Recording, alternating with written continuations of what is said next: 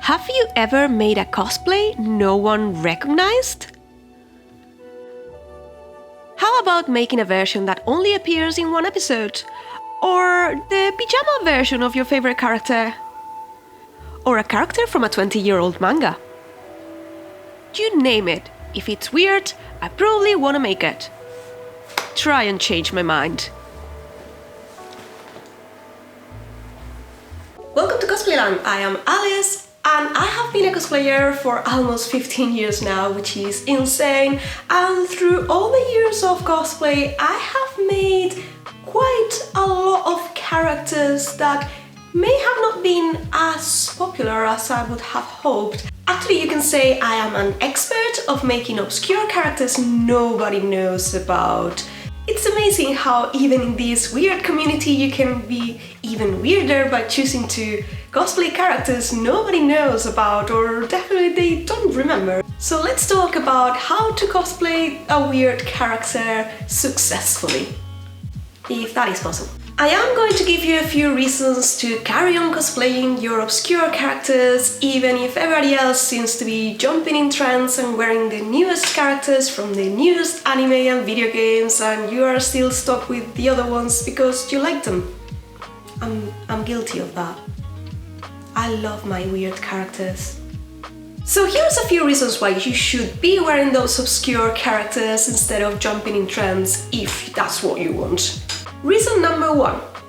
Weird cosplays make really good contest competitions characters.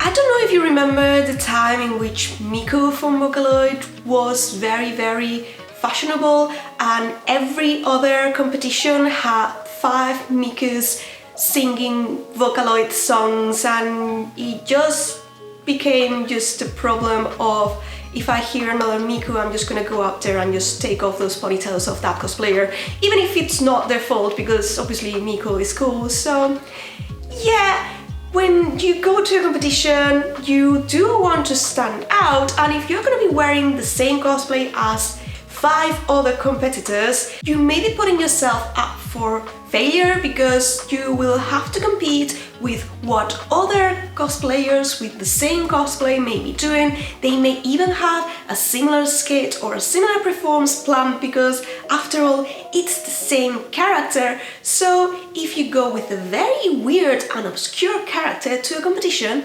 there's a chance that you're gonna be unique, and after all, the judges are going to be judging your character and your performance, so it doesn't really matter if they know the character or not, because if your skit and your cosplay is good enough, you have chances to win that competition. I actually won my first competition wearing one of these characters, which was called Ignis, and she was from Jingai Makyo. She is actually a character from Nitro, which is video game character, which I knew, and I was in love with the design, and it was like difficult enough that I knew it would stand out when I was in the performance, or rather when I was competing with this character. Nobody knew this character, but that didn't stop me from getting a second prize, and I was very happy because I managed to win a competition with a character nobody knew about, and I got to talk about how I like this character and how cool it was. That shows you that it doesn't matter what you are cosplaying if you go to a competition, because they are not going to be judging who your character is, they are going to be judging how good you made the cosplay and how good was your performance. When everybody else was doing Miku, I chose to be Luca, which is also popular, but it wasn't as popular as Miku. And basically I stood out from the crowd and still enjoying the fandom, because I wasn't the one with the blue hair, I was the one with the pink hair. And I actually much like this character more than I ever liked Miku. I think I've never in my life made a Miku. I was not interested in it. It was so popular that I just didn't want to do it. Reason number 2, let's be weird together. When you get to do one of these obscure characters, maybe you get to go to a group and just be the one character wearing the different cosplay. Maybe your character is not recognizable by itself, but when you are next to someone from the same fandom, you may be instantly recognizable, and maybe they will be asking for pictures together with your friends, so you get to enjoy the joy of being in a group cosplay and just wearing things from the same fandom and going together to a convention. I have joined so many insane group cosplays, and I often chose my characters because I liked them. I never bothered about being the main protagonist or the second one. Sometimes I just went as one of the side characters, and I still had a lot of fun because I got to enjoy the fandom with my friends.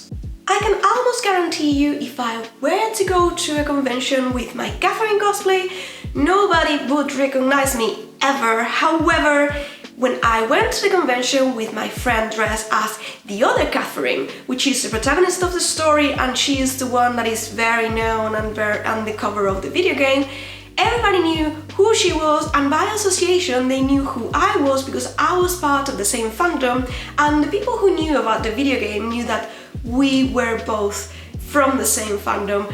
And it was great because everyone who asked pictures from Catherine also asked for pictures from me, and we got to play this role of one being the very flirty one and the other one being the very moody one, me being the moody one. Sorry about it, I'm not Catherine, I'm Catherine with a K. So if you ever went to an event, just make sure I'm not in the picture as well, because I guarantee probably I am as the second character of a picture you took with someone which was very popular, but I chose to be the second one because that's fun and I don't care about being popular that much. You can like the video though, I don't care, but it does help. Reason number 3. Obscure characters can make really good photos. What do you think is the reason why everybody has made a Zakizo at some point of their cosplay career? Do you really think it's because of the very elaborate, deep intentions of those characters with descriptions as cup of tea? That's it, honestly, that's it. There is no background story, there's nothing, it's just a very cute picture. You really think people wear a Zakizo because they are emotionally attached with those characters and they feel identified with them? Who doesn't want to be a teapot? I think you get my point. You choose the character because it looks really amazing and it looks really cute, so don't be afraid of wearing a cosplay which is maybe slightly weird because people will not recognize it, but it will make for a fantastic opportunity for taking pictures, and people who are interested in the beauty of your cosplay will actually go and ask for pictures, and possibly photographers will ask you if you can just pose for them and for the event. Making cosplays because of the rule of cool is totally allowed, so feel free to choose a cosplay because of the looks and not so much because you are emotionally invested on them. Reason number 4, the die-hard fans. Do you know who is going to recognize your cosplay? Of course, someone that actually knows about the fandom. Yeah, everybody recognizes Naruto even if they have not seen it ever, but only a few of them will recognize Naruto's mother, or will recognize some of the weird characters and more obscure characters that will only appear in a few episodes. I guarantee you will leave a mark on them, and often I have gone to events and started a conversation with someone that really loved the series as much as I did, and then we started talking and became friends. One of those weird series that I chose to cosplay from was Gate 7 in particular. I cosplayed Hannah, I made several of her dresses. Unless you are a fan of Clamp, you probably will not know that this character even exists because there was never an anime nor anything like that, and it's only a 4-volume manga and not very popular, but the design is still amazing and I love the mangaka, love the style, and I really had to do it. And whenever I posted something on social media about this cosplay in particular, I usually got other people who also like Clamp and also like my favorite mangaka, and we get to talk about things that we really are passionate about. So yeah, you don't have to be Sakura, you can be another character from the mangaka that you love, and you will still really enjoy it. It's your way to enjoy the fandom, so don't be afraid to just cosplay the weird characters from your favorite authors, because there's definitely other people out there that know who you are, and probably they are gonna let you know, and then you will become friends forever and ever. So if you like Clamp, you are my friend now.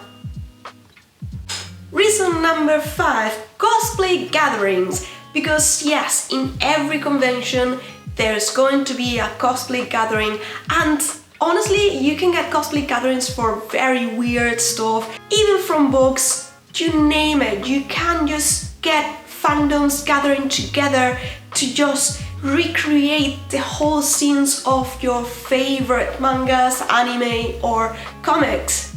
Once again, of course, there will be a lot of people that will choose to be cosplaying as the protagonist.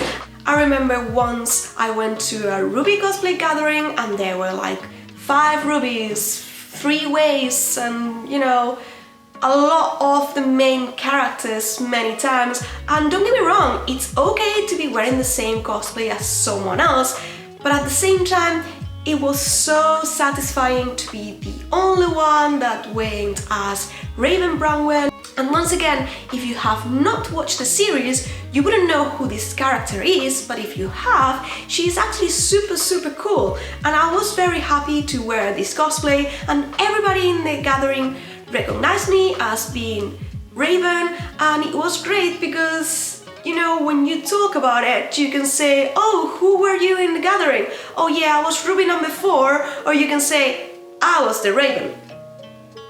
That's it. Wearing the same cosplay as everybody else is fine, but standing out is kind of satisfying, so give it a go. Finally, here's my reason number 6. And this reason is very simple. Just wear what you like. Don't feel pressure to fit in, to wear the cosplay which is trending at the moment and that your friends ask you to wear. Just wear whatever you feel comfortable with, because after all, this is cosplay. You do it for fun and you do it for yourself. It doesn't matter if your cosplay is the one from chapter 137 and nobody else has heard about it yet. What matters is that you know the character and you like it and you are wearing it, so just enjoy the time with it. Cosplay is not a popularity contest, and you get to wear whatever you want with no guilt whatsoever. And remember, the number of likes on your cosplay on social media does not matter, because you made the cosplay for yourself and you are the one that gets to enjoy it. If you get just the one person recognizing that character, I recognize you from this series and I actually love it. That for me is more important. Remember that any trending character that you see today is probably going to be forgotten in 1 or 2 years after all. Cosplay whatever you want and carry on being the weirdest of the weird in this weird community. Yes. And if you're wondering, am I trying to justify myself from choosing to cosplay weird characters that nobody else knows about? Yes. Probably yes. Actually, I am about to start with my newest build, which is going to be Tifa Lockhart, but not with her usual outfit. I'm just going to be wearing the Honeybee Inn.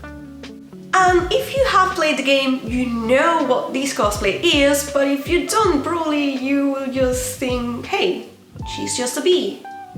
And of course I will be sharing the process with you in a later video, but if you want to see the build right now as we speak, I will be updating all the work in progress and behind the scenes to the usual platforms. I will link them down below, so make sure to follow me there as well. I really hope you enjoyed this video and motivated you to carry on doing what you like and cosplaying whatever you want. Please let me know in the comments what's your weirdest cosplay you've ever made. I really want to know. Did anyone recognize you? Did you go as someone that nobody had ever done before? Just let me know in the comments, and feel free to subscribe to the channel if you want some more advice on cosplay, and also if you want to see the process of all my crazy cosplays. Thank you very much for watching. I will be seeing you in the next adventure. Bye! So, what's your next cosplay going to be?